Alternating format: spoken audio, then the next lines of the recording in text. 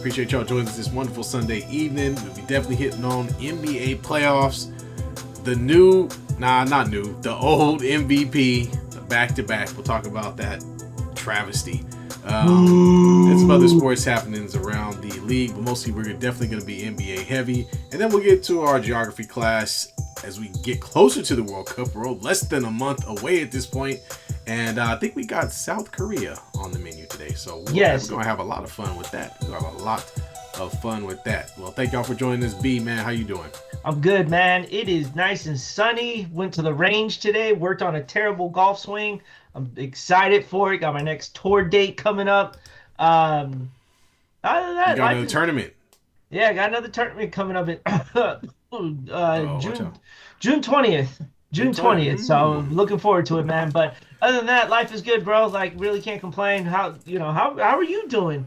I'm good, man. Just getting back into it. I was in Washington and Idaho past week for work. Didn't realize they were that close to each other. I don't know why I didn't. My geography skills also in question. I had no idea that. I guess Idaho is right there. It's connected right to Washington. I had no idea. It's those states that we don't care about. You know what I mean? No, I won't say won't care about. We just don't pay attention to. Idaho, North Dakota, South Dakota, Iowa. Right? No. Nobody's checking for those states. But anyway, so yeah, man, just been busy. But other than that, man, I'm good, man. Good. Yeah, man. Well, man, we got to talk about these NBA playoffs. And we're going to start with a game that's currently happening right now where the Cavs are up 30, 110-80 with about 6 minutes to go as the Detroit Pistons, who were the number one seed, came in and just pooped all over themselves. This is a pretty embarrassing game for the Pistons, who have spent the majority of the season being one of the better defensive ball clubs. Came out today and played no defense.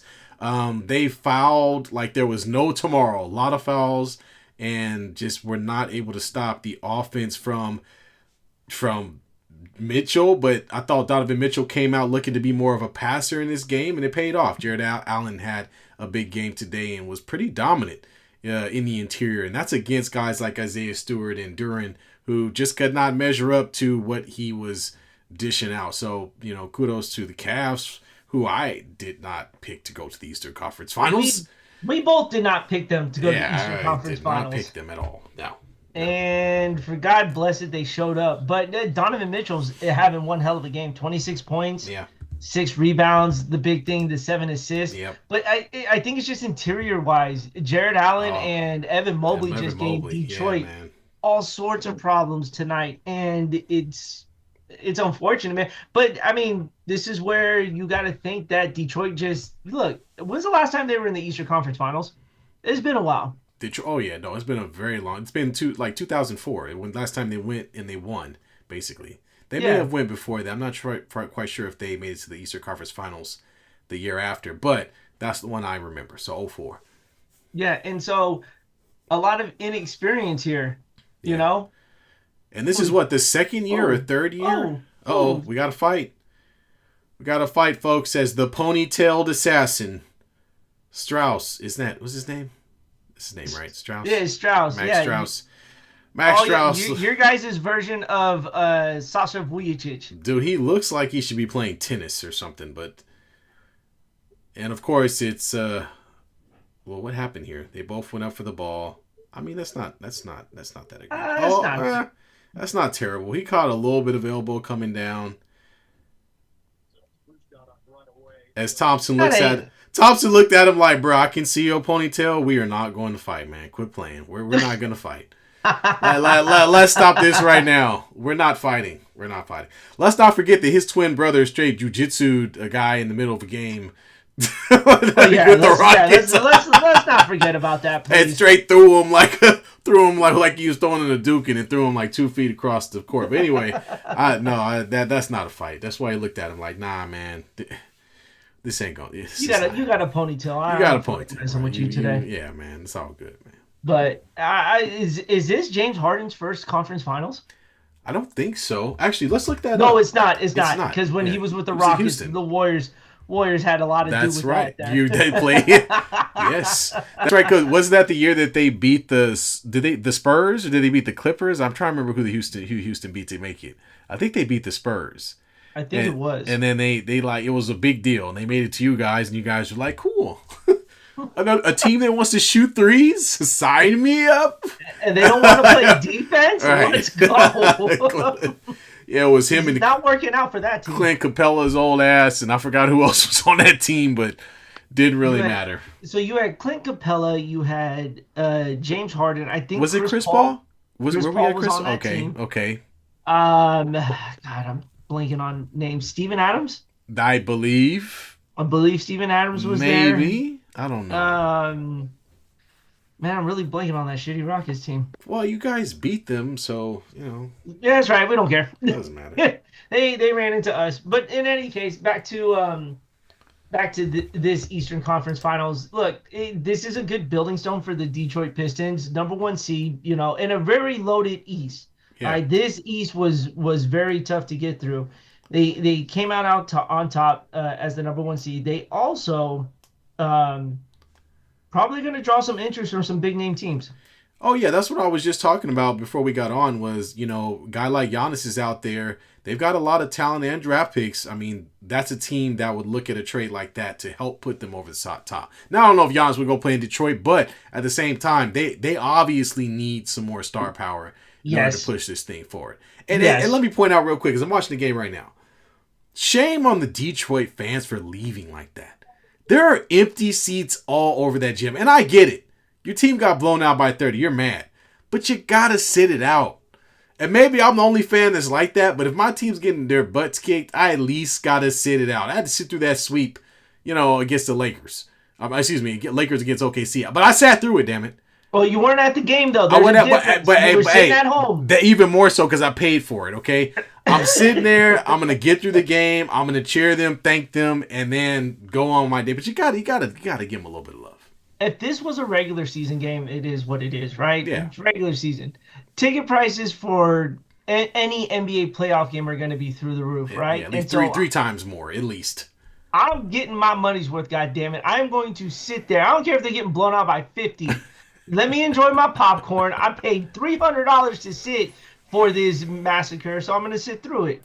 But if it was like a Tuesday night, in the middle of October, I'm leaving. Yeah, no, I'm beating traffic.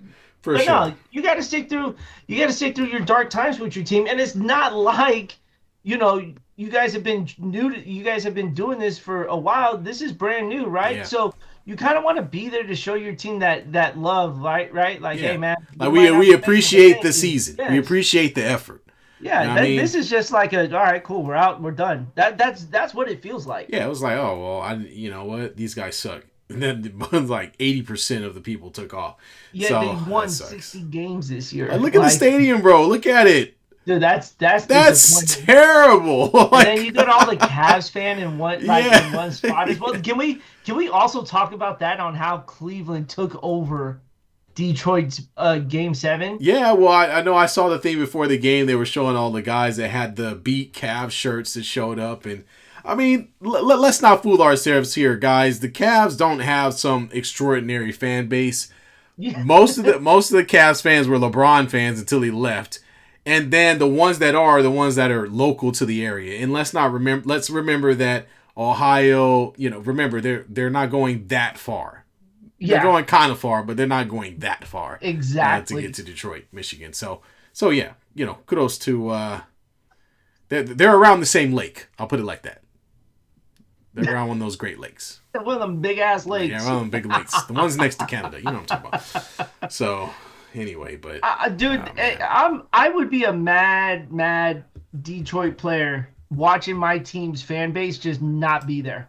Like, that's what it comes down to, man. Yeah. You've got to be there for your team no matter what. And you got to make sure you don't allow another team to kind of overtake. Look at Philly. Philly let New York take over games 3 and 4. And I mean, not like it mattered, but. Yeah, it was pretty much a whack. You can't do that, man. It's just your team needs you at the worst time, and you guys aren't there for them. Yeah. You know what I'm saying? And the fact that the Cavs, I was about, okay, thank goodness they called a timeout. I was like, the fact that the Cavs are still playing their starters is stupid right now. But they are taking them out. And there are those fans. Look at them. Look at them. All 30 of them. They are going crazy. Right? Oh, look at these diehard loyal Cavs fans. There's like 20. 19 of them. Yeah. Like you said, no one was there, but pre-LeBron, everybody was there during LeBron, and Yeah, it's pretty much. They've kind of stuck around post-LeBron. Yeah, well, I mean, if you're local to the area, yes, but the fans before, the amount of Cavs fans there were before, they're all Laker fans now. Yeah, probably. I don't particularly like that, but that's okay. Man, but anyway, this is as crappy as this is for Detroit. We got to give credit to the Cavs. I gave them a lot of crap. Especially, the way that they played, because who they played? No, I think Detroit played Orlando before, but the Cavs came in and the two guards with Harden and Donovan Mitchell just seemed like they wouldn't have enough defense, but Detroit didn't have enough offense, is what it turned out to be. And this kind of lineup's not supposed to work. You would do these two small guards. Yeah. But it worked. It's because they're super big at the 3 and the 4, though. That's why they are. I mean, they got 2 7-footers basically, and Evan Mobley is a freak of nature. I mean, he's out there looking like, Oh, Jesus! Sorry. He's out there looking like A1 Anthony, like prime Anthony Davis or something. You know what I mean? So that type of talent to be able to play big, really is what won this game. I think between the two of them, you had 23 from Jared Allen, 21 from Evan Mobley. So your two bigs combined for 45 points or 44 points. And then James Harden had 9 points in this game. So they didn't win because of James Harden. That's for damn sure. They didn't need him today. None other than Sam Merrill, who was a complete flamethrower from the 3-point line, 5 of 8 from 3-pointer. White guys are coming back, man. They're making a comeback. In the NBA. They saw the trend in LA with you guys.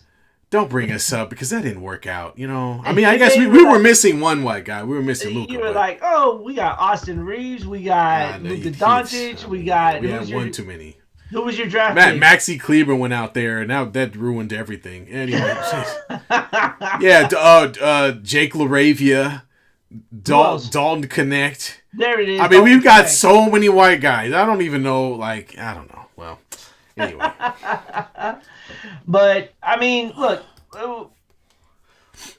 we're gonna have a good matchup between the Cavs and the Knicks. Yeah, I think so. And I think kind of what you brought up, the interior, is going to be, I think, the breaker, right? Yeah, because the Knicks have a similar situation with Mitchell and Big Cat.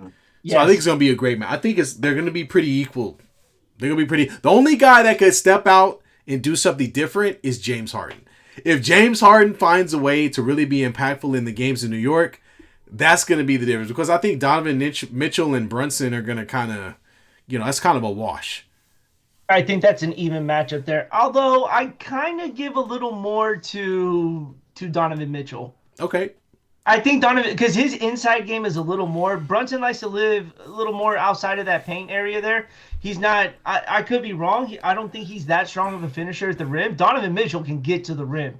And I think that's where it's going to be a little more of an advantage there, because if the three's not falling, it'll get a little tough. Yeah. Well, before we get into predictions, because I feel like that's where we're going, let's talk about the other game, because I think this game was interesting too. I said it. I called it. Spurs in 6. Yes, Spurs, and that the Spurs win the next 2 games, and they did. And it was just a matter of Wembanyama was back. Wembanyama coming back into these games, he's the best player on the floor for either one of these teams, and they beat the brakes off of them. But what's scary about the Spurs is the same thing that's scary about OKC, right? You got Castle, you've got what's his name, Vassell, or am I getting his name right? Vaseline. Vaseline. Vessel, something like I'm getting his name wrong. Vessel. Thank you. You've got Keldon off the bench. You've got and forgive me for screwing up some of these guys' names. I'm going to pull up the roster real quick. But they have so much young talent. And I'd even mention Ron. Isn't that Ron Harper's son out there? Yes, it is. Dylan Harper. Dylan Harper.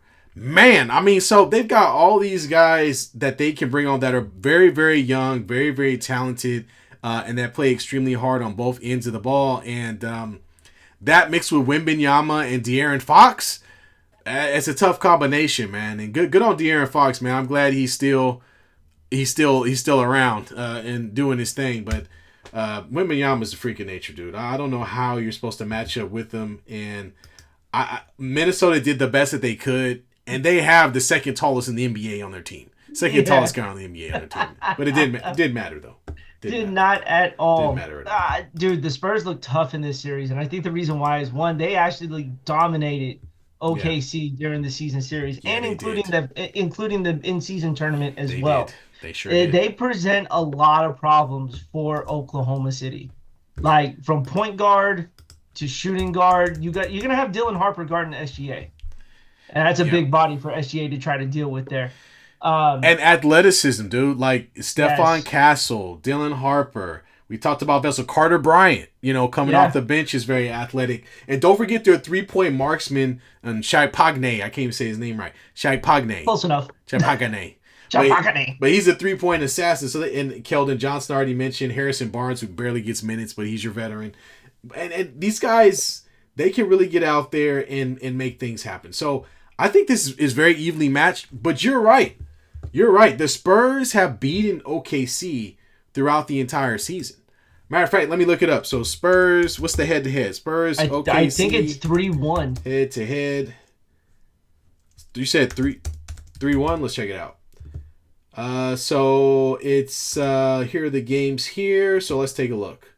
I know we're kind of jumping ahead here, but no, but it's a serious thing to know, right? So, February 4th, we got San Antonio. So we'll start at the beginning. December 13th, San Antonio beat them by 2. Okay. Yep. With Vassell being the high scorer. I don't even know. That's crazy. Here's what's going to strike you. What's crazy about these games? Hit me with it. I'm gonna give you the player for the player for San Antonio that had the highest scoring, and you're gonna see something that's really weird. So December 13th, San Antonio beat Oklahoma City 111-109. Top scorer Vassell, 23 points. December 23rd, San Antonio beats Oklahoma City 130-110. Beat them by 20. High scorer Keldon Johnson, 25 points. Then they beat them again, December 25th on Christmas, 2 days later, 117-102. They beat them by 15. De'Aaron Fox, 29 points, game high. And then finally, OKC breaks through. They win 119-98. They beat the brakes off of them. High score for the Spurs was Castle again with 20 points. And then the Spurs beat them the last game by 10. San Antonio 116, Oklahoma 106. Keldon Johnson again with 25 points. Who's missing? The defensive player of the year, Victor Wembanyama. Victor Wembanyama is not on any of these high scoring, the high scoring. That's a problem for OKC. That either means that he didn't play, or that means OKC did everything within their power to keep him from scoring and still lost the game. Now, can you guess who's the highest scorer for those games for OKC? SGA. Every single one, except for the February 4th game in which Jalen Williams had 25. Yeah, but Jalen Williams is hurt, so that's not going to... Well, no, he's going to play now. No, I saw the report. He's going to play now. He's okay. That's right. Yeah, he did. It's just because the Lakers were so terrible. They was like, no, you're not... Take a little extra time. We don't need you right now. God damn it. But, so yeah, that brings up a great point, man. Wembanyama has an opportunity to really do some damage. But go ahead, B. What are you going to say? I was gonna say, let's just factor out the two best players, right, for each team, Wembanyama and SGA. Yeah. When you look at the rest of the rosters there, I don't see OKC being able to match what San Antonio could put out. Who's gonna match a score with De'Aaron Fox? Yeah, they don't have. They're gonna have to put Dort on somebody, so they have to choose between Stephon Castle and De'Aaron Fox. Yep. And what that's going to do, Dylan Harper could eat the rest of that team. Yeah, well, once you get past their third best defender, this is the one game where SGA could be pulled out on an island. Yep. This is the one game where they could look at SGA and be like, you know what? Bring him out here, and I'll De'Aaron Fox, I'll go at him, no problem. Oh, De'Aaron Fox would love that matchup. SGA is one of the worst defenders in the league too. He is not a good defender. Yeah, he's not a guy. A guy like De'Aaron Fox who's got a great mid-range jumper as well. Yeah, and a first step and a quick first step. His first step is quick. Yeah, so he's a quick player. So he learned that from Curry. Yeah, Game 7. Game 7. He learned what not to do in Game 7. And the Spurs also make 3-point shots. You know, they don't shoot a crap ton of them, but they're more than capable of knocking down threes. We talked about Campagne. I hope that I'm not killing his name. But I've watched him play in person. I actually went to see the Spurs play the Sacramento Kings here in Sac. And let me tell you, these guys can put up threes in a hurry. And a lot of that is because when Victor Wembanyama is in the game, he draws so much attention that it takes more than one guy to guard him. This is the one game where Chet Holmgren is not going to be a mismatch. You know, generally Chet is kind of like, oh, you know, he's the guy you got to account for. He's out on the 3-point line. How do we defend that? What do we do? That's not going to happen in this series. He's going to have to guard Wembanyama, and he's going to have to pick up some fouls. There's no way of getting around it. And he certainly ain't going to guard Wembanyama on the wing. Oh, he's going to get. It's not going to last too long. No, it's not going to last. No. I don't expect to see Hartenstein in this series as much. You might see him a little bit, but yeah, but when the mainly to pick up fouls, fouls. But I expect this to be a high pace game, and that favors the Spurs. 100%. But I think it's just also we don't want the. Yeah, I was about to say we don't want the OKC win. Can we just say it? Can I just say it out? Look, I didn't like the fact that they was over on the sideline giggling and shit the entire series. They're not, not taking it seriously and all that. And I understand the Lakers were it was a heck of an uphill climb for them to try to win this without Luka Doncic, with a 41-year-old LeBron James. But I just don't like the sentiment, man. Pretending they're becoming an annoying team. They remind me of the Memphis Grizzlies with Ja Morant and Dillon Brooks, where it's just like you guys are stupid. You're doing all this extracurricular crap, smiling and kikiing and shit. I don't like that. You know what I mean? I like for the competition to be stern. I want to see some faces that are focused. And these guys are playing around, but that's not going to happen against the Spurs. And by the way, the Spurs don't play like that. Pop might be gone, but Pop ain't gone. Like they do. Oh. This is the same type of team through and through. They play hard. Right, yeah, they play hard. They get the job done. They play on both ends of the ball. They know where to be. They know what to do. Everybody understands what the game plan is. And there's nobody on the sideline kikiing and laughing it up and look at the new shirt I got. Look at my little jean vest that goes up to my belly button. That's what OKC is. So that's why I want to see Spurs just karate kick the shit out of OKC and send their ass home. Sweep the leg, Johnny. Sweep them. Can we talk about how good of a job Mitch Johnson did, though? He's taken over. Yeah, this team was going to be good, but they went from going to be good to good right now. They're really good right now. They've got the perfect blend of just a little bit of experience and young talent that's just it's meshing so well. You mentioned Harrison Barnes, right? De'Aaron Fox is considered a veteran on that team. And he's not even 30 yet. That's how young this Spurs team is. And to be in the Western Conference Finals with a generational talent like Wembanyama, that's going to grow. But Mitch Johnson has kept the Spurs identity, and he has not changed it from when he was under Popovich to now. Yeah. I bet you Popovich is still in his ear. Oh, no, he is. I mean, they actually showed him, I forgot if it was at practice or something, but he was with talking to Victor Wembanyama. So, look, the pulse of Pop doesn't change for the Spurs. He's the one that built this thing to run it the way it is. And when Pop runs the show, it's not about superstars. It's not about stardom. It's about knowing what to do, knowing how to do it, and being efficient with it. And that's what they do. So I think they're going to come in with that type of mentality into this game. And I look for OKC to really fumble the game one, to be quite honest with you, because this is what happens, right? And you've seen this in the NBA before.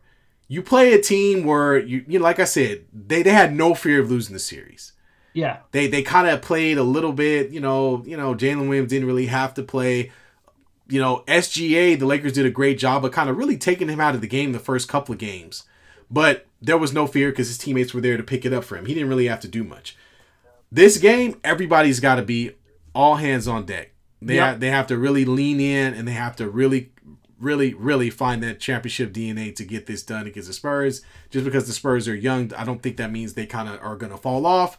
The AJ Mitchell running around people, going into the paint and shooting layups, that's not going to happen. All of the easy buckets that they were getting in the previous game are going to completely vanish. They're going to be forced to shoot a lot of mid-range shots. They're not going to get a lot of looks around the rim.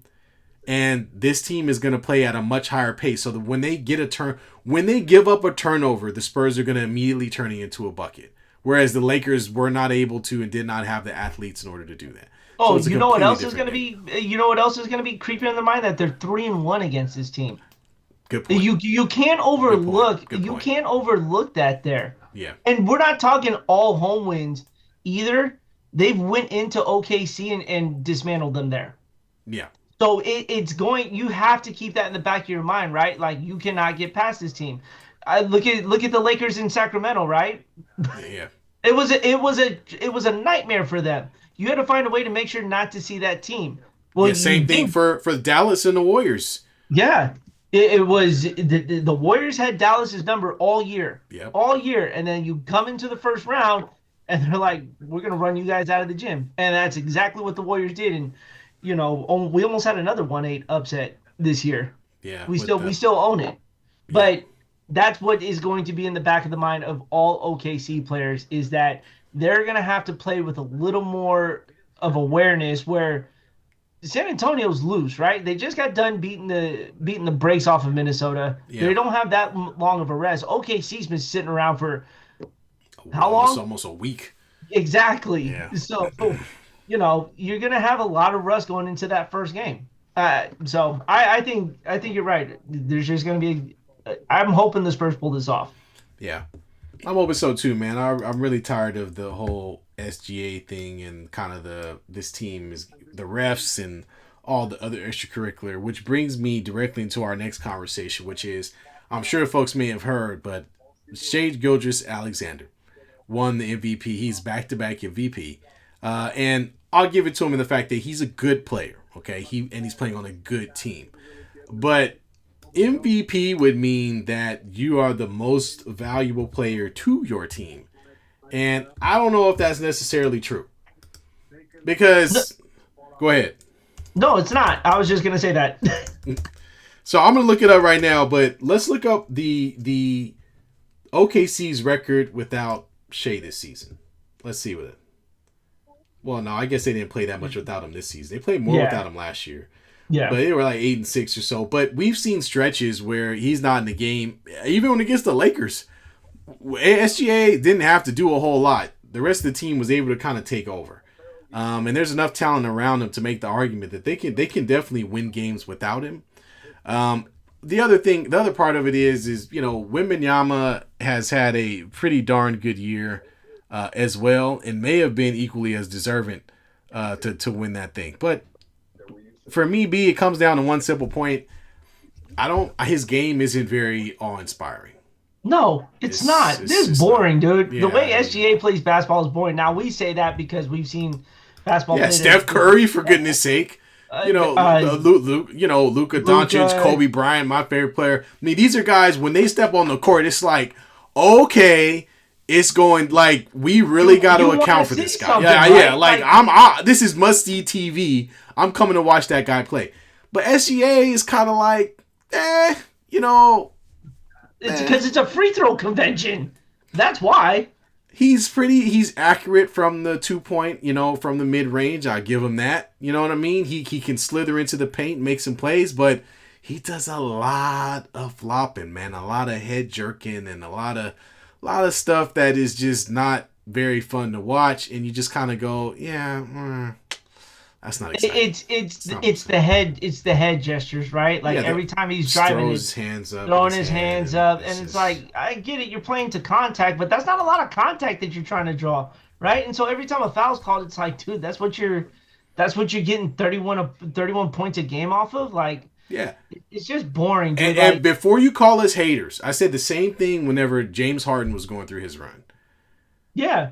It was tough to watch because James Harden was literally putting his arm down and pulling his hands straight up underneath the defender. As soon as he felt contact, he'd get a foul every single time. it was crap. It was crap.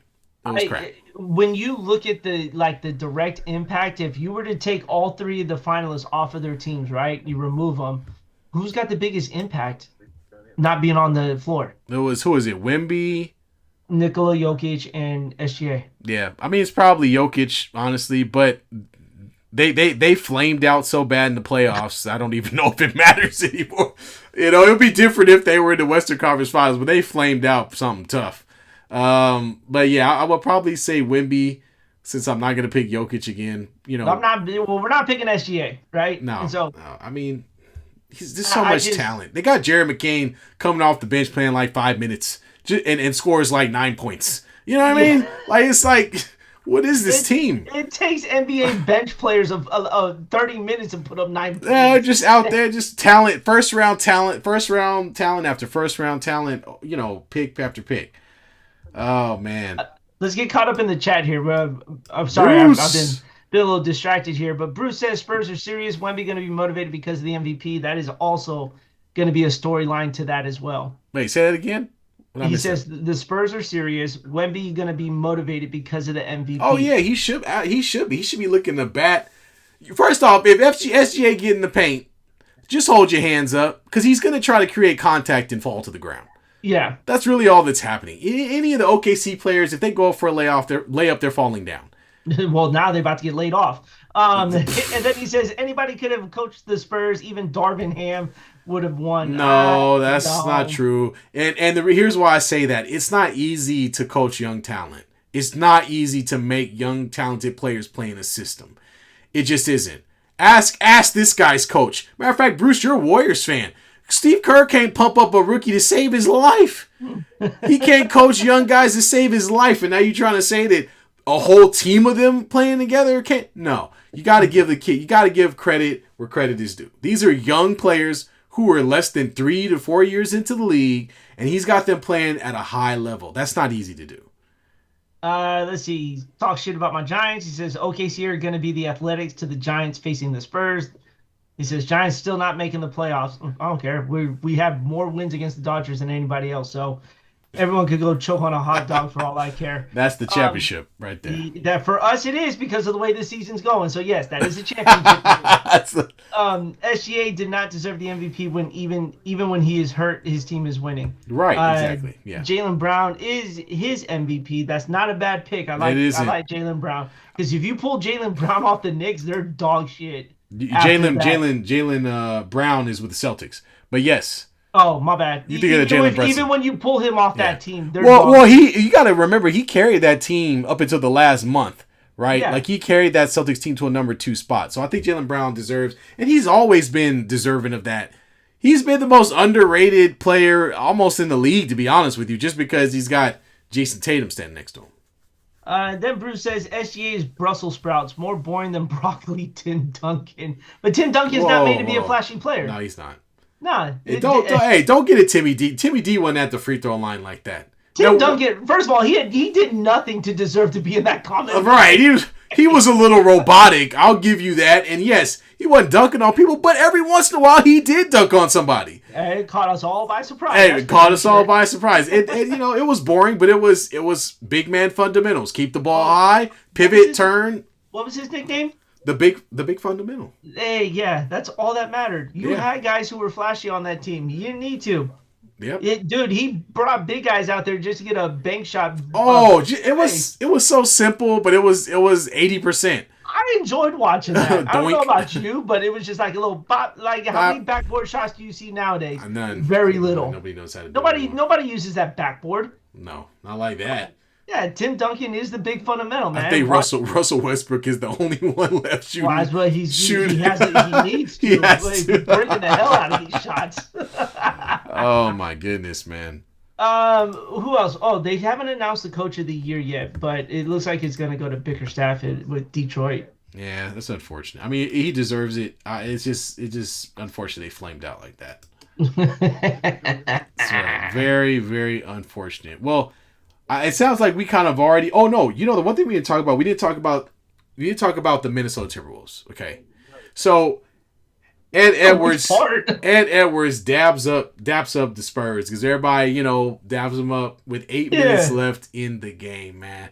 But I mean, as one of his teammates, like, put me in their shoes for a minute. How would you feel, bro? I would be kind of like, what the hell are you doing? I'm like, you just turning in the towel. I get they were down by a lot, but hey, man, but you just hang out with your teammate for a little bit. Y'all gonna high five and see each other on the court after the game, right? So yeah, just save it for after the game. Like, did he have somewhere to get to?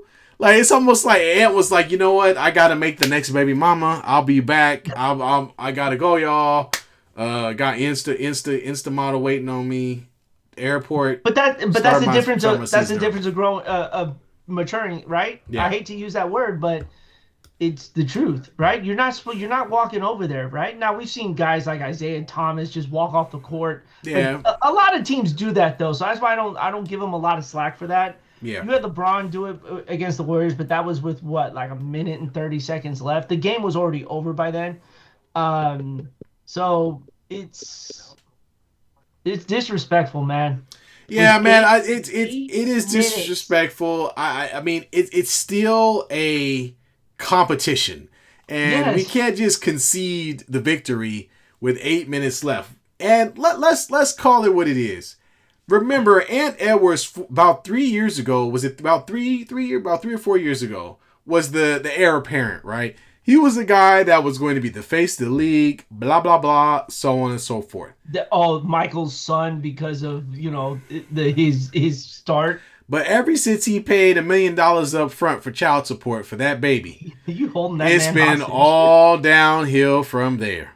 We gotta tighten it up, man. You know what I'm saying? We gotta figure out how good we want to be at basketball. And I'm not saying he doesn't want to be the best basketball player on the planet, but a lot of stuff he does and the way as inconsistent as he's become, I'm kind of getting that feel. Like I'm kind of feeling like basketball ain't the most important thing to Ant right this moment. You know what I'm saying? And I want him to ascend to that next level, but it's just not looking like he's gonna get there because there are way too many other talented players.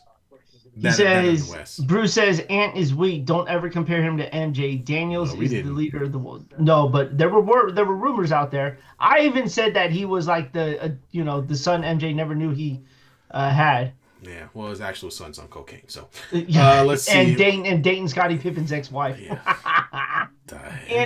He also says Ant is too loosey goosey for me. He does not take basketball serious to me. Yeah, well, I mean when you look at that roster, is it worth taking serious? Yeah, well, no, I mean, honestly, I got to give him credit, though. I mean, when he was down, that team stepped way up. I mean, Ayo Dusmora, no, I'm killing his name. And then your boy, who else was it? Dante DiVincenzo. Well, no, he got injured. He's out. But before. McDaniels. Jaden McDaniels. Yeah. Jamie Daniels, these guys stepped up, man. I mean, they stepped up. Even Rudy Gobert was playing better. So, I mean, that team is not terrible, and I think they have some good talent there. It's just, they don't have enough to get over the top, and the fact that Ant is so sometimey, it's not working out. I think it's a leadership thing, too. You're asking Ant to be the leadership of the team. And he's not there. Let's just be honest about that. No, he's not there yet, but look at the rest of. Is Rudy Gobert a leader? No. Mike Conley? No. There's no leader on that team. It's Ant. So they're going to go to the beat of what Ant Edwards does. Yeah. I just don't think it's there yet. So I think they may be bringing a veteran presence to help them out and understand leadership. Well, the rumor is Minnesota's first in line for Giannis. That's the rumor. They can have his ass. Go ahead. Keep him. Why are you so mad at Giannis? Anyway. Because, man, I don't want to hear the Warriors being involved with this, man. And I said Minnesota. No, not the Warriors. It does. Taj, I'm so mad at him for. I feel that. I feel that. I feel that coming off. Now the Warriors are like, the Warriors have the best draft package. We offered that to them. They said no. It was like, no. So screw them. We'll keep him and wait till he holds us hostage. Thank you. Yeah. So that's what's going to happen. The Warriors start losing, and then all of a sudden it's like, I don't want to be a part of here no more? Well, I mean, he's only got one more year on his contract. So at this point, they have to trade him. They don't have a choice. Either that or they lose him for nothing. So anyway, enough of Giannis talk. But dude, Bruce says ant is an ant mentally, very small. That's a good one. Nice play on words. Ant-Man. There you go. The most non-serious of the Avengers. I mean, when you look at it, the most unserious Avenger. But yeah, man, I hope Ant figures it out, man. It comes back with a vengeance, but this obviously wasn't their year. And to be honest with you, they weren't going to beat the Spurs. I mean, let's keep it 100. They weren't going to beat the Spurs. No. It just wasn't going to happen. No. Like I said, it took an elbow. It took an elbow that shouldn't have been called for them not to get beat in 5 games. Yeah, they got kicked. Yeah, you got booted. Thanks, Wemby, for blowing my prediction. By one game, just messed it all up. Yeah, he did. He's selfish, man. At least he could have texted me if he was going to do some shit like that. I'm telling you, man, seriously. So before we move on from the NBA, or let's talk, or we're gonna jump out of the NBA and get into a weird topic before we get into the World Cup geography class. Are we making our predictions though? Oh yeah. No, let's do that first. Even though I felt like we made them, but let's give actual games to it. Let's start with the Cavs and the Knicks locking it up. I believe the Knicks have home court advantage. New York will be on fire, literally. So it's going to be great. You saw what happened last time they went to the Eastern Conference Finals. Good Lord. They go to the finals. The city's going to get blown to bits. I hear their mayor just fixed their deficit like a week ago. Well, and now they're about to lose all the extra money after this parade. But I'm actually going to pick the Knicks, man. I really like the Cavs, big man. I like what Evan Mobley has done. I like what Jared Allen is doing. But I have an ulterior motive. What's that? The Cavs they're one of the worst cap teams. They are so far over the cap that there's no way they could continue to support this team. That means that at least 2 or 3 of the players that are currently with the Cavs, good players, ain't going to be able to stay there. What does that mean? That means trades, baby. And you know who needs a big man? Whew! None other than my team, baby. The Los Angeles Lakers. We need us a Jared Allen bad. Taj, and so for that conversation is getting derailed, man. I know. So I'm talking. So go Knicks, baby. Hey, look, I'm a Laker fan through and through, baby. I gotta find an angle for my team. But I know. I'm sorry. Okay. Sure. I'll run it back. I'm taking the Knicks to beat the Cavs. I think the Knicks overall have a much better defensive backcourt with Mikal Bridges. Bridges. Jalen Brunson, not that great of a defender. I think Josh Allen, not Josh Allen, excuse me. Yeah, yes. No, not Josh Allen. Josh Allen. No, Josh Allen is the quarterback for the Buffalo Bills. Yeah, exactly. I'm getting them all wrong. I'm thinking of the other kid. Why can't I get his name right? The guy from New Orleans, the Pelicans, right? Yeah. Or no, Josh Hart. Josh Hart. Thank you. I'm getting everybody's names scrambled. That's what happens when you get above 40. So yeah, I got Josh Hart. So I think they've got a good, good defensive guards that can match up with James Harden and with Donovan Mitchell. And I think if they can put some pressure on those guys, I don't think Evan Mobley and the rest of those guys can make up for that offense. So yeah, I'm picking the Knicks. I think they've got Mitchell and Big Cat to sort of put out there against Evan Mobley and Jared Allen. I think that's a good combination. And I think the defense that they can put on those guards is going to skew it into the Knicks' favor. Knicks get up and down pretty quickly these days, and they can put up points in a hurry. Big Cat, I don't like him, but, neither does Bruce. Bruce says Cat has to stay out of trouble, but we don't want to hear his voice during post-game interviews, man. It sounds like somebody's grabbing his nuts or something. He's got the Knicks 4-1. We bet against the. My bad. I didn't make my pick. So Knicks. I'm gonna pick the Knicks in 6. Knicks in 6. Man, we just rhyming today, dude. Yeah, all day, baby. I really don't want to go against the Cavs after what they just did, but the difference is there are some guys in a Knicks uniform that have some deep playoff experience. Yeah. And so I'm going to go with the Knicks as well. I think the Knicks get this in 7, though. Oh, I think okay. this is going 7. We can't underestimate the Cavs, right? We've tried it already. It didn't work. They got a guy off the bench who plays with his hair on fire with a ponytail, right? So you really don't mess with him, and he's going to get underneath somebody's skin. He did it all series against the Cavs. Um, and so Donovan Mitchell is going to be the driving point of this. I don't expect nothing much from James Harden, especially in a game 7. You only scored 9 points. That's pretty pathetic. Dang, that's harsh. But the Cavs can draw fouls, and that is Big Cat's big weakness. There is he is an aggressive basketball player. You're gonna have guys who can live in the paint with very bad feet. With very bad feet. He doesn't even have 2 left feet. His feet are backwards. If you get him going sideways, it's over. He might as well slide his ass home because he's not a good defender, man.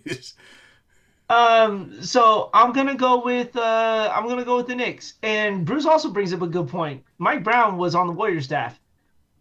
Yeah, he was. It's you remember how we used to talk about Popovich or who else? Who's the old I'm blanking on his fucking name right now. Phil Jackson? Phil Jackson, right? You have all the guys who've been that have, gone on coaching tree. Yeah. So this is Steve Kerr's coaching tree here. Although it's not. Mike Brown went to the finals before he was on that. He went to the finals once. Okay, but he's not a coaching tree. It's not like he boosted him up. He just had the last place he was at Golden State. So it's our coaching tree. But I got the Knicks in 7. All right, Knicks in 7. All right. And then Madison Square Garden gets bacon grease all over it, burnt so to they the ground. Stay off of it.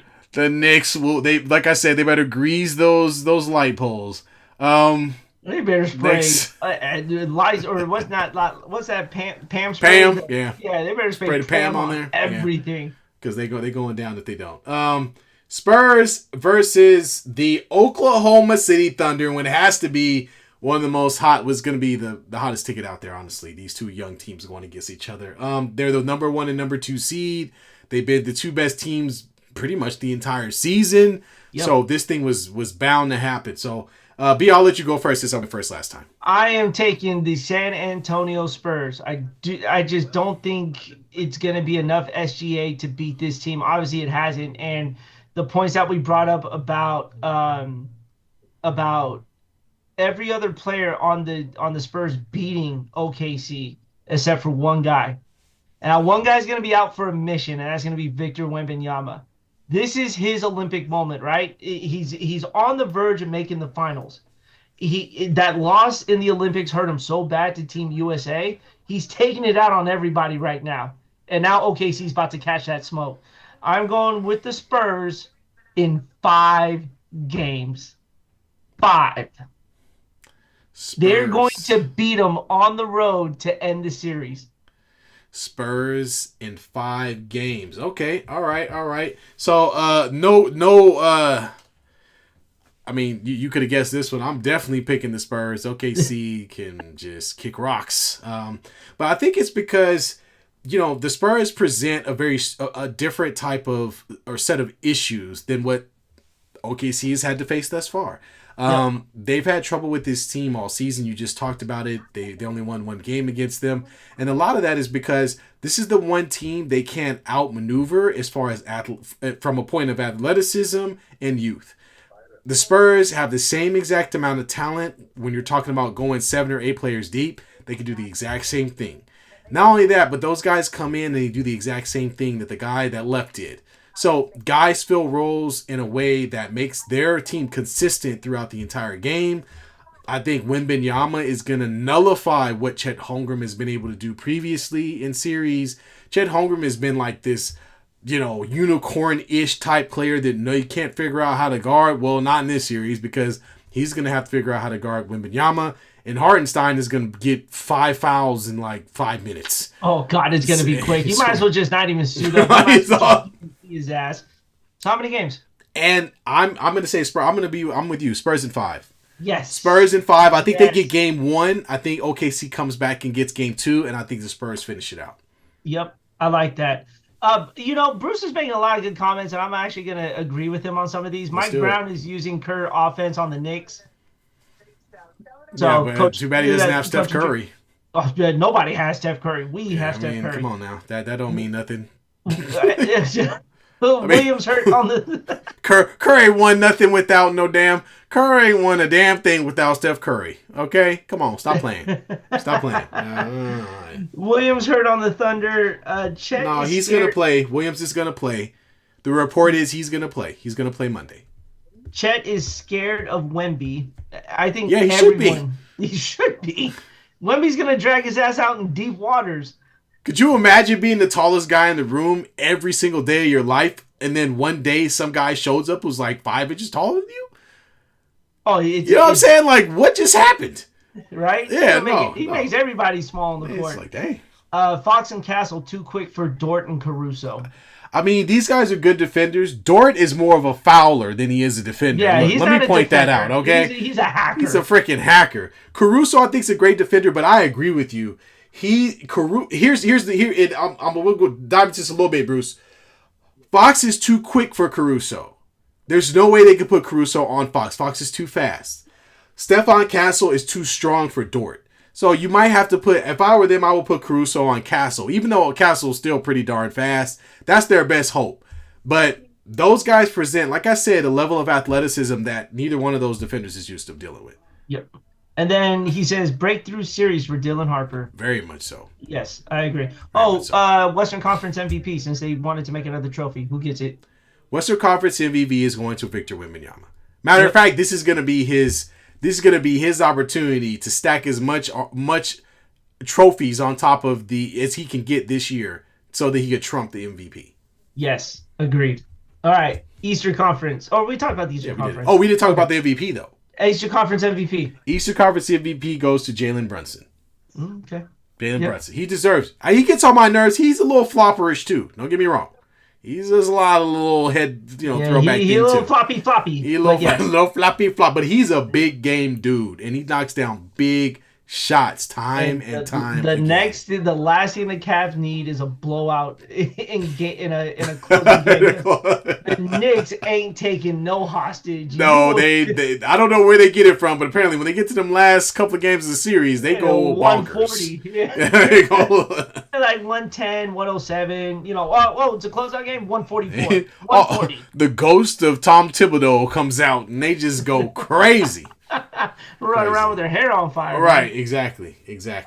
There's a little bit of NFL news to get to. Okay. One, schedules are out. That's dope.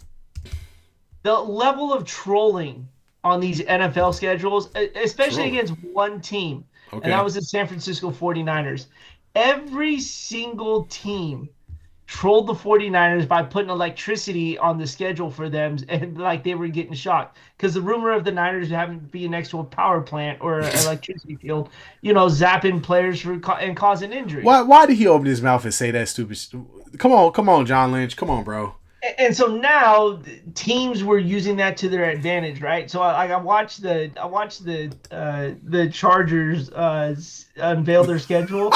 And they were, it was a Halo theme. It was a Halo theme, right? Yeah. The guys were getting electrocuted. You had Seattle take a bottle of perfume and put electrical towers on the top of it. So every time someone tried to touch it, it shocked them. And dude, it was some diabolical shit, man. It's hilarious. The fact that you have the audacity to blame Great America for the fact that y'all are losing games or getting injured is hilarious. Me and B are from the Bay. I've been going to Great America since I was 10 years old, or probably younger than that. Yep. I'm okay.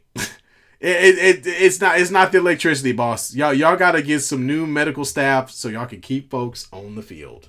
Oh man. And so your team had a nice little season unveiling schedule. I didn't even see it. I'll be honest with you. The movie Step Brothers with Josh with Kirk Cousins and what's his name? You said some Step Brothers? Yeah. Yeah, John O'Reilly? No. The guys you guys just drafted. Oh, Mendoza. Yeah. Mendoza and Cousins acting like stepbrothers, unveiling the schedule. That's pretty good. I like that. So I would say go back and watch some of these teams unveil their schedule. It's hilarious. Trying to look at the actual schedule here. Our schedule's going to be pretty soft. No, Bruce says Ravens and Raiders schedule are brutal. Not as brutal as the Niners. Niners have to go to Australia and Mexico City. Dolphins, Chargers, Saints, Chiefs, Patriots, Bills, Rams, Jets, 49ers, Seahawks. Yeah, it's pretty rough. Broncos, Browns. Yeah, I mean, we got some tough. We got some tough folks on, but we play in the AFC West, man. I mean, there's no way to get around a tough schedule in the AFC West. It's literally like the Chargers, the Chiefs, and the Broncos. So, what are the Raiders going to do? What are we going to do? What else? I think that's it. Oh, your boy Aaron Rodgers signed a 1-year deal with the Steelers. Can we stop this already? Can we put this thing to bed, please? Your retirement is not happening. Can we just... It's like The Walking Dead. They keep resurrecting this guy. For what? He's out there grunting, making zombie noises. It's like green smoke coming off the back of the ball as he's throwing it. I mean, this dude is old as shit, man. Can we stop rolling his ass out there? I mean, okay, Matt Stafford actually was damn near MVP, but Aaron Rodgers was Matt not Stafford even... was the MVP. I'm sorry, he was the MVP. Excuse me. I don't know why that missed me, but Aaron Rodgers, it's over, my friend. It's over. It's over. Yep. Let it go. Nope, not for him though. Do you want to get off topic for a little bit, or do we need to get our education on? Yeah, go ahead. Let's do it before we get into the education. Oh, Drake's album came out. Yeah, it's been years. It's been years, right? Kendrick Lamar absolutely put him into the dirt, buried him again, and continued to bury him after that. So Drake decided to release his 3 albums. 3 albums, man. Why? And they all sucked. Was one not enough? No. Like, we needed 3 of them, right? Here's where I just don't like Drake's music at all. He has a song that shouts out Antioch, California. Or Antioch, the Bay Area, pretty much. Okay. He literally took the first verse from Mac Dre's original song and just put his name on it. And if you're a Bay Area person, like, Mac Dre is... Yeah, he's quintessential. He's our guy. Yeah. He's our guy. Him, Keek, the Sneak, E40, you know. I mean, if you want to go back further, Too Short, you know, so.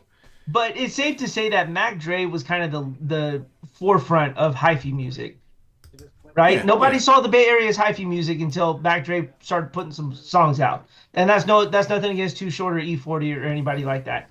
But the fact that he had to use that, and people are thinking that it's fucking creative. Because they never heard the original song? Exactly. And he literally used the whole thing, and I'm like, dude, this isn't rap music, man. And Bruce points out a good point. He says, no one cares about Drake. He wanted so much attention that he used Michael Jackson gloves. So how corny is that shit, man? Like, dude, it's terrible. It's corny, man. Don't Michael Jackson don't got nothing to do with anything. Like, just let it go. And then he shot a music video in that tall needle tower in Toronto. He's got 2 fanny packs on.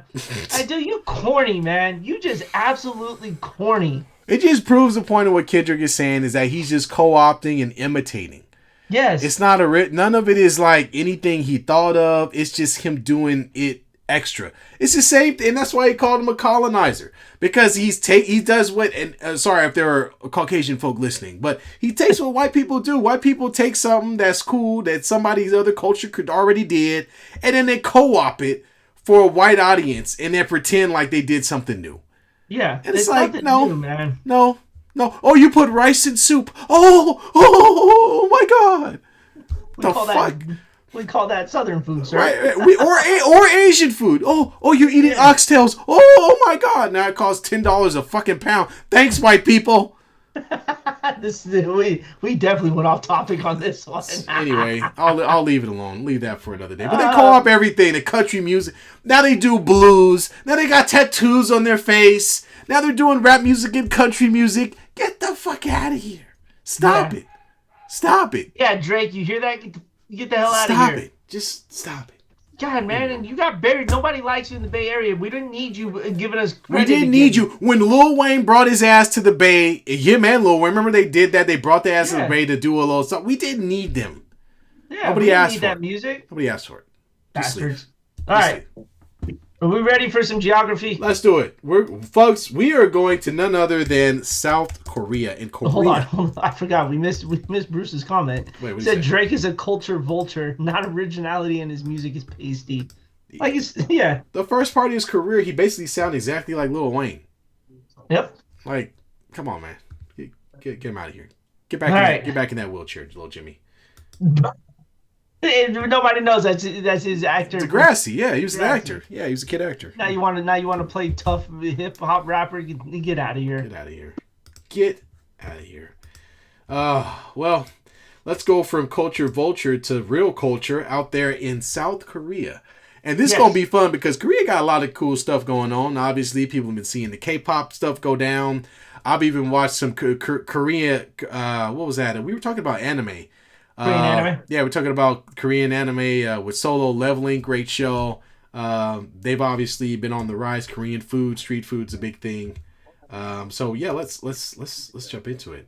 Do I have to answer this question because I feel like I had already answered it last week? Which one? Where is it located? Oh yeah. It's Southeast Asia. Are you sure? I would assume so. All right, let me look it up. Yes, you are correct, sir. It is in East Asia, the continent of Asia. You got that right. You've been doing well with the Asian countries. I wonder why. Oh man, so yes, you got that one on the nose. So that's one for me. Me. This one probably not very hard. Go ahead. All right. What's the native language? Korean. South Korea. Korean. You are absolutely correct. Although, hold on, let me just look it up. Make sure it might be a different name, and I screwed it up. Hold on. There's always like 800 different other languages here, except for who had the dominant language? Japan. Japan did. Oh, super, yeah. Yeah, it was all Japanese. Like. South Korea survey says it's Korean. Boom. And Korean sign language. Like we needed to know that. There you go. Boom. What's the next one? So next one is religion. Is that my question or yours? Well, you have to ask me that one. Yeah, I gotta ask you. Okay. Most dominant or prominent prominent religion in South Korea. This is a tough one. In North Korea, it's Kim Jong-un. Yeah, but in South Korea, they have their own. Yeah, they actually have. Is there some sort of Buddhism in there? I feel like there is.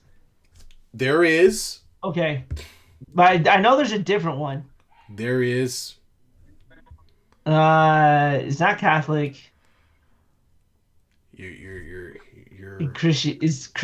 Christianity? That is correct, sir. So okay. So now there's a caveat to this, but it says 29 to 31% Christianity, 15 to 22% Buddhism, but there's a whole host of people, nearly half the country, that is atheist and does not believe in any religion. So, but anyway, I don't know how they do these numbers. How could one be 50%, 30%? Did they get the percentages right? Yeah, I guess they did. So 50 to 56%, no religion at all. Interestingly enough. But yes, the rest of it is Christianity and Buddhism. All right. Woo. Look at that, B. 2 for 2. All right. I'm doing my best. All right, I'm looking up your answer right now. How many World Cup wins? 0. Oh, man, you were wrong on that one there, sir. I am? No. Actually, sorry.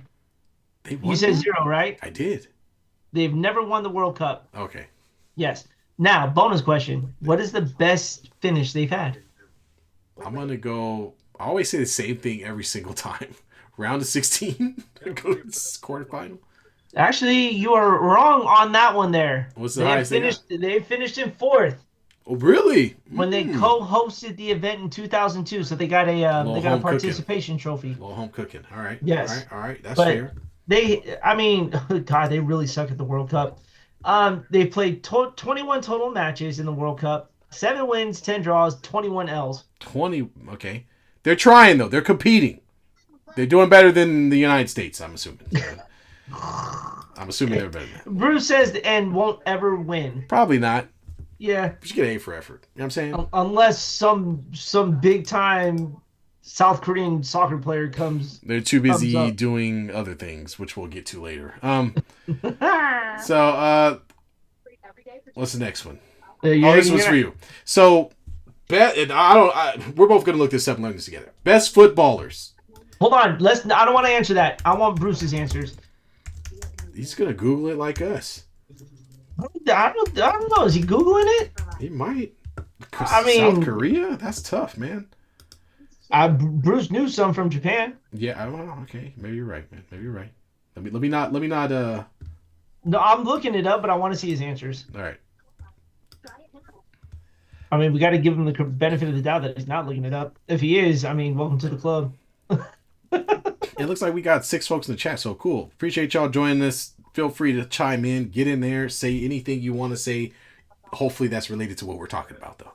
Oh yeah, and try not to get his banned, please. I've already tried it; it's not working. So let's just keep it that way. World Cup footballers for South Korea and Bruce. I'm gonna count down, buddy, because we ain't got all night.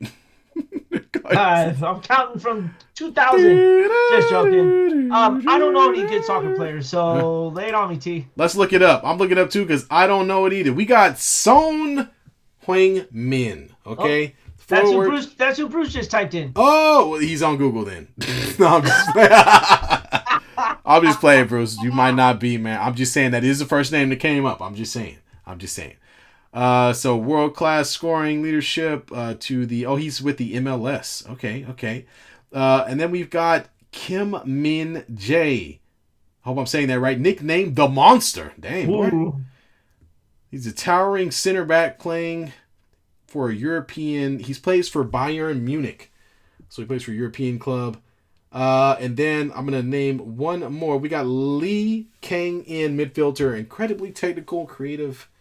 AI is something else, I tell you. And he plays for Paris Saint-Germain in France. So he plays for French club team. Cool. Half the names sounded like they belong in a Mortal Kombat movie. Yeah. You mean like, what's his name? Shang Shin? No. Sang Shin? Did I get his name right? Shang-Chi? We gotta get our Mortal Kombat characters down. We can't find I just got done watching the movie too. The one that imitates everybody's moves. No. Liu Kang. Yeah, okay, Liu Kang. Okay, got it. Liu Kang. There was Kung Lao as well. Kung Lao, that's the guy with the hat. That's his friend. Okay. And then Shang Tsung. Yes. Shang Tsung. That's a Korean name, I'm pretty sure. Yes, it is. The soul-stealing sorcerer. That's right. All right. So now that we've hit Mortal Kombat, let's go back to South Korean footballers. What the hell are we talking about? All right. Go ahead. What kind of food is delicious to eat in South Korea, my brother? I'm gonna go with Korean barbecue, baby. Even though that's probably Americanized, but that's my guess. Korean barbecue? Yeah, barbecue, BBQ. The essentials in barbecue. South Korea's culinary scene is globally celebrated for its bold flavors, fresh vegetables, and communal grilling. The cuisine centers around fermented staples, savory soups, and street food. There it is. Kimchi. Come on, man. How did I miss that? That is the national staple. This spicy fermented side dish, most commonly made of napa cabbage or radish, is served alongside almost every meal. I love me some good kimchi. Korean barbecue, you got right. Yep, that's right. Then give me a Korean barbecue. I love the meat. I like the short ribs and bulgogi, baby. Let's do it. Bulgogi is one of my tops there. And then bibimbap. I'm sorry, come again? Bibimbap.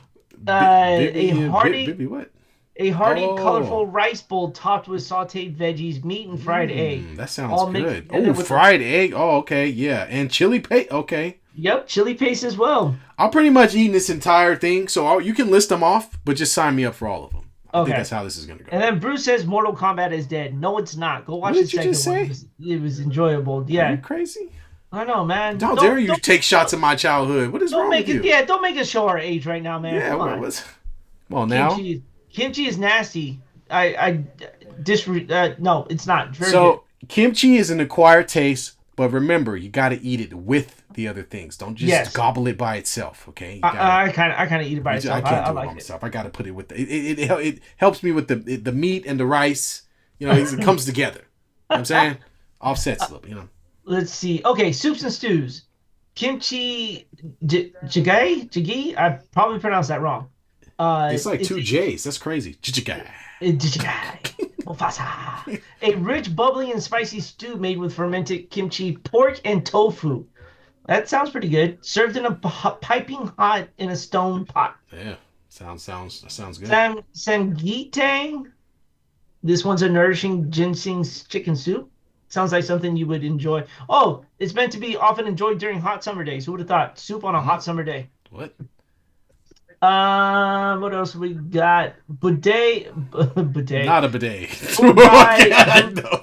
Okay, also known as army stew, created for after the Korean War. This comforting stew combines traditional Korean chili paste with ingredients like spam. Sign me up. With sausages, baked beans, and instant ramen. I'm all for that. And then street food. Look at this street food. We got mandu, which is steamed or fried dumplings filled with pork, beef, kimchi, and vegetables. Let's talk about Bruce's favorite, gimbap. Often referred to as Korean sushi, cooked rice, vegetables, meat, and pickled radish, wrapped in seaweed and sliced into bite-sized rounds. I like that. I can get down with that. But here's his. This is what we need to know though. Dessert. Let's check it out. Where is it? I can't find it. I'm looking it up right now. All right. Best dessert in South Korea. Take a guess. What would you think? Oh man, I'm gonna take a guess. I'm trying to think. Maybe like a bun, like a sweet bun. You're kind of in the area there. Okay. It is the most famous dessert in South Korea is bingsu, bingsu, a refreshing shaved milk ice dessert topped with sweet ingredients. The classic version is pat bingsu, which features sweet red beans, condensed milk, and chewy rice cakes. But here you go. Now we're getting into the fried shit. Here we go. Actually, you probably had this before. What is it? It's a warm fish pastry shaped pastries filled with sweet red bean paste. Yeah, tight like toyaki. No, it's like a little pastry fish. Yeah, I've had those before. Yeah, you can get them. You can get them. Yeah, they're everywhere. Let's see, hoteok, a sweet, syrupy Korean pancake often filled with a mixture of brown sugar, cinnamon, and chopped peanuts. And then yakwa. Yeah, boy. Traditional deep the traditional deep fried honey pastries flavored with sesame oil, ginger, and rice wine. All right, so I want to do street food because this is what interests me most. All right, so I'm gonna name off these street foods, B, and you can tell me agree or disagree. All right, okay, let's do it. We got tteokbokki. That sounds like ramen, so yes. The absolute staple Korean street food: long cylinders of rice cake simmered in a rich, sweet, and spicy red sauce. Okay. Rice cakes, sweet and spicy red sauce. Okay, that's all right. I'm not getting like overly, you know what I mean? Yeah. Excited here. Hot dog, Korean style. A hot dog or mozzarella cheese block dipped in batter, rolled in toppings like French fries or sugar, and then deep fried again. Let's do it. Let's do it. Hoteok. Whatever. A popular winter dessert. It's a sweet griddled pancake stuffed with gooey brown sugar, cinnamon, and crushed nuts. Hey man, sign us up. Yeah. And then let's see. Bruce says they like to drink that soju and beer. I love soju when I was drinking. There you go. Dude, and then you drop a little Sapporo beer in there and just chug it. Oh, God. Oh, man. Ooh, some long nights were had. This stuff sounds good, man. All right. I'm down. I'm eating it. I'm so down. I forgot. Where did we even leave off? Let's see. I'm asking you. What are they known for? What is South Korea known for? K-pop.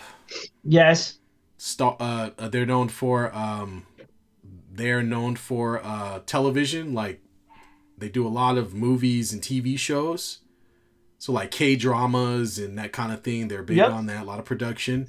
They are also known for cars like Kia and Honda. I own one, so I gotta give big ups on that. And what else? I know I'm missing something. I said K-pop already, right? Yeah, you did. Yeah. So high-tech infrastructures. That's one of them. Okay. Booming pop music or pop culture. Yeah. K-pop music. K-pop, exactly. And a rich culinary scene.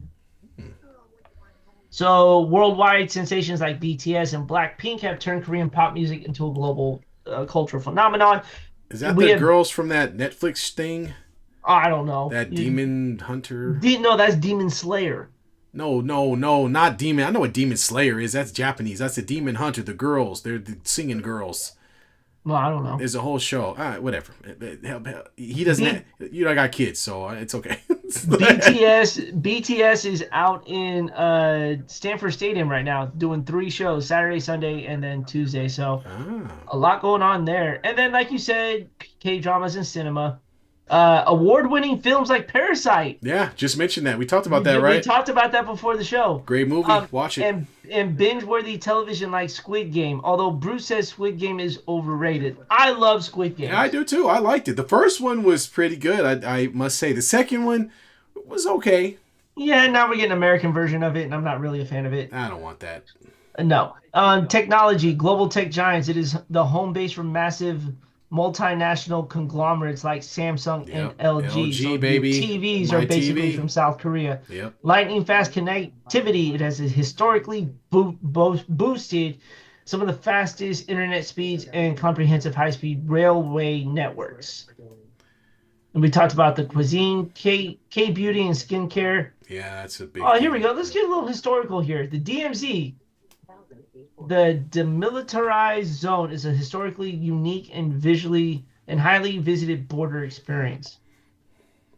It's like the border between Jeju Island, a stunning volcanic island off the southern coast known for dramatic crater lakes and lava tubes and beaches. Okay. South Korea is widely considered the birthplace of modern esports with highly competitive professional gaming leagues and massive culture of PC bangs. Wow. So Korea is like Japanese, but a lot funner. You know what I mean? Yeah, it sounds like it. Although you can't get them confused because Koreans are not like the Japanese. Oh, don't bring that up. They fight over that. Yeah, very much so. And then Bruce says, I like K-dramas like Vincenzo. Never watched any of them. Sorry. Crash Landing on You. Squid Games is overrated. And now we have a show that Bruce calls something overrated. We've been waiting for it. K-pop is like copying a lot of black music like Jackson 5, New Edition, a lot of MJ wannabes. Yeah, very much so. But they enjoy it though. But those you brought up, MJ's an international icon, right? So he's gonna have an impact on the music scene for them. It is. All they got to do. All I ever ask is that they just pay homage. That's all. Just pay homage. Just say, you know what? I really like black hip hop and R&B music because that is where it comes from. Jackson 5. Then you can even go up into Boys to Men. You can even go up into what was it, Crisscross and all these little groups. We had all these little boy bands and stuff. Why am I forgetting the biggest one? New Edition. New Edition. Thank you. What the heck? New Edition. Many others. And then Bruce says South Korea copied a lot of the U.S. culture. A lot of Asian. Yeah, them and the Japanese. Honestly. Yep. Yeah. All right. Last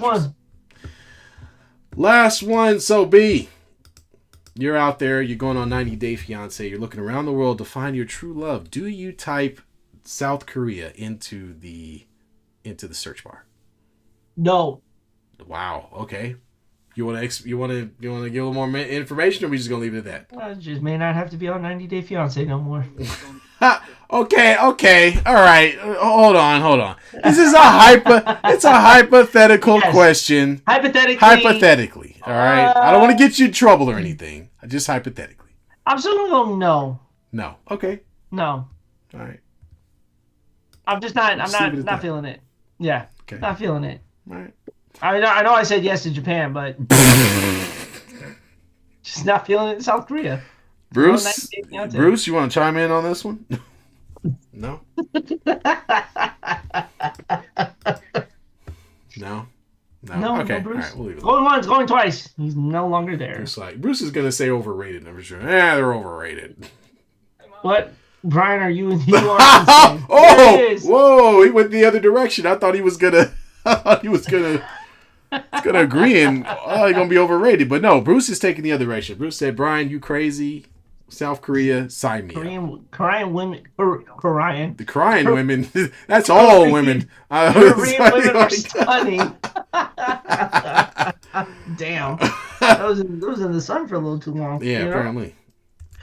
All right, cool. South Korea knocked off. Boom. Now that we look at it, we have 1, 2, 3. We got a month's worth, and we're less than a month away, right? Yeah.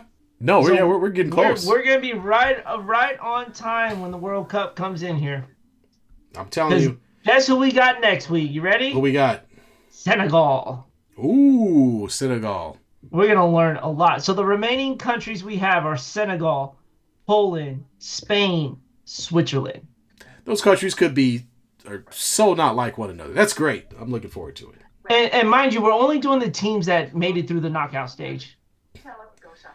Yes. Because if we do every team, including the knockout stage, we're gonna be here, till next year. Seriously, can't wait to talk about the Senegalese. I'm ready. The what? Senegal. When you're from Senegal. What do they call them? Senegalese? I think I got it right. Bruce, I don't know. We'll find out. We'll find out next week. We'll save it for next week. One of the few African nations that are a part of this thing. Yeah. Sorry, I had to do a double take. You're right.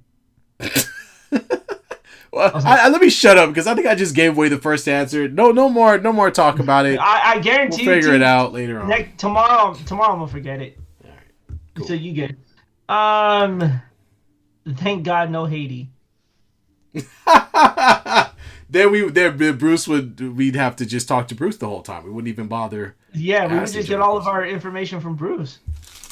No, we're a mess. He goes, we are a mess right now. Hey, man. Coming from an American, so are we. Join the club. America is also a big, giant mess. Yes. Right now. Yes. We got a few more minutes. Giants took 2 out. Well, they split the series with the Dodgers. They didn't go 3 out of 4, which is heartbreaking, but it is what it is. The Giants are 4-3 against the Dodgers. So, Papa J, wherever you're at, suck on that shit. All right. Yeah. Well, so if you guys got to put up a wager for who wins that head-to-head series, right? That's a wager. It's one of the closest series in baseball. That's why it's the best rivalry. I don't care what anybody says. But let me tell you how close this is.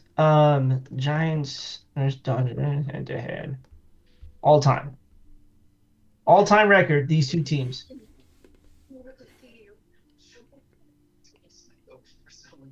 The all-time regular season tied at 1,291 wins each. Wow, are you serious? Wow, that's crazy. Yes. That's crazy. So that's how great this rivalry is. That's crazy. Well, there you go. So Papa J, I don't think you're in the chat, but hey, man, sounds like you need a little gentleman's wager for the record at the end of this season. Let's go. I'm all for it.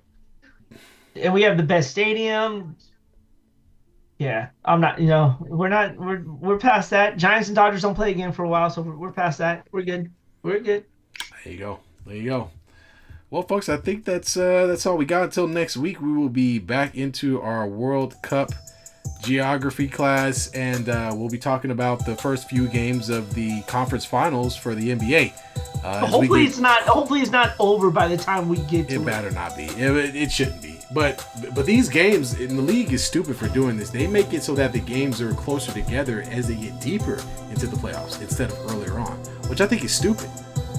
Yeah. I think there should be the games in the beginning, in the first round, second, semis or whatever.